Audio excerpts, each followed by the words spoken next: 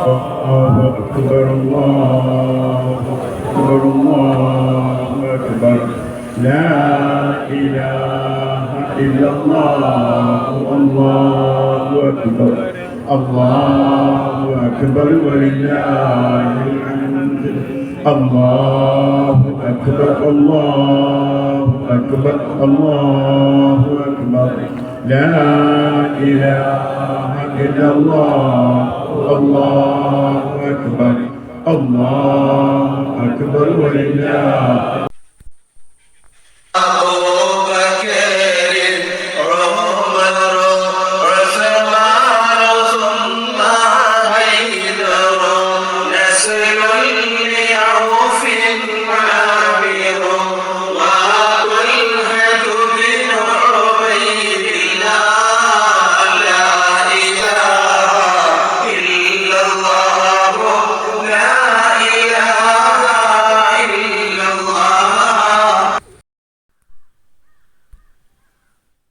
സമസ്ത കേരള ജംഇയ്യത്തുൽ ഉലമയുടെ ആദർശ വിശുദ്ധിയുടെ പളിങ്കന്റെ തെളിമയിൽ വിഷം കലർത്താനും ചെളി പുരട്ടാനും ഒരു ശക്തിയെയും അനുവദിക്കില്ലെന്ന് ഉച്ചയിത്തരം പ്രഖ്യാപിച്ചുകൊണ്ട് സമസ്ത കേരള ജംഇയ്യത്തുൽ ഉലമയുടെ ആദർശ പടയണി ആവേശക്കടലിരമ്പമായി നിലക്കാത്ത അലയൊലിയായി പാരാവാരം പോലെ ഒഴുകിപ്പരന്ന ഈ മഹാസമ്മേളനത്തിന്റെ നായകൻ സത്യസരണിയുടെ പൈതൃകത്തിന് പടച്ചട്ട കൊണ്ട് പ്രതിരോധം തീർത്ത് ശംസുൽ ഉലമയുടെ രാജപാത സംരക്ഷിക്കാൻ കണ്ണിയത്ത് ഉസ്താദ് കത്തിച്ചു വെച്ച ആത്മീയ പ്രകാശം കത്തിപ്പടർത്താൻ കാലം നിയോഗിച്ച കപ്പിത്താൻ സയ്യിദുൽ ഉലമ വരക്കൽ തങ്ങൾ ബിസ്മി ചൊല്ലി തുറന്നുവിട്ട സുന്നി പടയണിയുടെ തേരാളി ആദർശ ശക്തിക്ക് കരിവീട്ടി കാതലിന്റെ കരുത്ത് നൽകിയ ഉമ്മത്തിന്റെ സുൽത്താൻ സയ്യിദുൽ ഉലമ ജിഫ്രി മുഹമ്മദ് മുത്തുക്കോയ തങ്ങൾ ഈ മഹാസമ്മേളനത്തിന്റെ അധ്യക്ഷ പ്രഭാഷണം നടത്തുന്നു. തങ്ങളെ പ്രസംഗ പീഠത്തിലേക്ക് സ്വാഗതം. അങ്ങയെ കേൾക്കാൻ ജനലക്ഷങ്ങൾ കാത്തിരിക്കുകയാണ്. ആവേശത്തോടെ അങ്ങയെ അനുസരിക്കാൻ ഞങ്ങൾ നിഷ്കളങ്കമായ തീരുമാനത്തോടെ ഈ സമ്മേളന നഗരി കാതോർക്കുകയാണ്.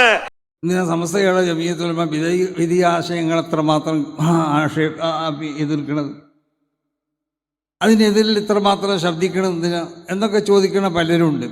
ആ ചോദ്യ അസ്ഥാനത്താണ് വിധി പ്രസ്ഥാനങ്ങൾ വന്നു. ഇതിനെല്ലാം എതിരിൽ ഇവിടെ ശബ്ദിച്ചിട്ടില്ലെങ്കിൽ എന്തായിരിക്കും ഈ ഇവിടുത്തെ അവസ്ഥ? അപ്പോൾ ഏതൊരു കാലഘട്ടത്തിലും വിശുദ്ധമാവുന്നതായ ഈ ദീനിൻ്റെ ശരിയായ സ്വഭാവത്തിനെതിരിൽ പല സംഘടനകളും ഇവിടെ ഉണ്ടായിട്ടുണ്ട്. ആ സംഘടനകളൊക്കെ അന്ന് ഓരോ കാലഘട്ടത്തിലും ജീവിച്ച മഹത്തുക്കളാവുന്ന അയിമ്മത്ത് അതിനെതിരിൽ ഗ്രന്ഥങ്ങൾ രചിക്കുകയും അതുപോലെ അതിനെതിരിൽ മുനാദറ നടത്തുകയും അതിനെ ഗണ്ണിക്കുകയും ഒക്കെ ചെയ്തിട്ടുണ്ട്. ആ ഒരു തുടർച്ച തന്നെയാണ് സമസ്ത കേരള ജംഇയ്യത്തുൽ ഉലമയും ചെയ്തുകൊണ്ടിരിക്കുന്നത്. കാരണം യഥാർത്ഥ ദീൻ, ആ ദീൻ എന്താണെന്നുള്ളത് മഹാനാവുന്ന എം ടി ഉസ്താദ് അദ്ദേഹത്തിൻ്റെ പ്രസംഗത്തിൽ കൂടി ഇവിടെ പറഞ്ഞു മനസ്സിലാക്കുന്നു. ആ ദീനിനെതിരിൽ ആര് വന്നാലും വലിയ വലിയ ആളുകൾ, ഇബ്നു തൈമിയ്യൊക്കെ വലിയ ചെറിയ ആളൊന്നുമല്ല, ഷെയ്ഖുൽ ഇസ്ലാം എന്നൊക്കെ വിശേഷിപ്പിക്കപ്പെടുന്ന ആളായിരുന്നു. ഇബ്നു ഖയ്യിം ചെറിയ ആളുകളൊന്നുമല്ല. ഇവർക്കൊക്കെ പിഴവുകൾ സംഭവിച്ചിട്ടുണ്ട്. മഹാന്മാരാവുന്ന അമ്പിയാക്കന്മാരുടെ ഇസ്മത്ത് തുടങ്ങിയ പല കാര്യങ്ങളിലും. അപ്പോൾ അവർക്കൊക്കെ പല നിലക്കുള്ളതായ തകരാറുകളും അവർക്കൊക്കെ സംഭവിച്ചിട്ടുണ്ട്. അതിനെതിരിലൊക്കെ മഹാന്മാരാവുന്ന ഓരോ കാലഘട്ടത്തിലും ജീവിച്ചിരുന്ന മഹത്തുക്കളാവുന്ന പണ്ഡിതന്മാർ അതിനെതിരിൽ കിതാബുകൾ രചിക്കുകയും അതിനെതിരിൽ അവർ പ്രസംഗിക്കുകയും അവരോട് മുനാദറ നടത്തുകയൊക്കെ ചെയ്തിട്ടുണ്ട്. ഇത് മഹാന്മാർ ഇവിടെ കാണിച്ചു തന്നതായ ഒരു സ്വഭാവമാണ്. വിധേയ ആശയങ്ങൾ ഇവിടെ എപ്പോൾ പൊട്ടിപ്പുറപ്പെട്ടാൽ ആ ആശയങ്ങൾക്ക് എതിരിൽ നമ്മൾ എന്താവണം, ശബ്ദിക്കണം. ശബ്ദിച്ചിട്ടില്ലെങ്കിൽ പണ്ഡിതനാണോ ആ പണ്ഡിതനക്ക് ഫഅലൈഹി ലഅനത്തുല്ലാഹ്. ഇദാ ലഹറത്തിൽ ബിദഅ വസഖത്തൽ ആലിം ഫഅലൈഹി ലഅനത്തുല്ലാഹ്. അപ്പോൾ ബിദ്അത്തുകൾ ഇവിടെ പ്രചരിപ്പിക്കപ്പെടുക, അതിവിടെ പ്രത്യക്ഷപ്പെടുക. വസഖത്തൽ ആലിം, യഥാർത്ഥ ഉഖ്റവിയാവുന്ന ആലിമീങ്ങൾക്ക് അടങ്ങിയിരിക്കാൻ കഴിയൂല. അവരിൽ നിന്ന് സുക്കൂത്ത് ഉണ്ടായി തീർന്നാൽ ഫഅലൈഹി ലഅനത്തുല്ലാഹ്, അള്ളാഹുവിൻ്റെ ശാപം അവരുടെ മേലുണ്ടാവുന്ന. അതുകൊണ്ടാണ് സമസ്ത കേരള ജംഇയ്യത്തുൽ ഉലമയുടെ മഹാന്മാരാവുന്ന ഉസ്താദന്മാർ അവർ ഈ രാജ്യത്തിൻ്റെ സ്ഥിതി അവർ മനസ്സിലാക്കി.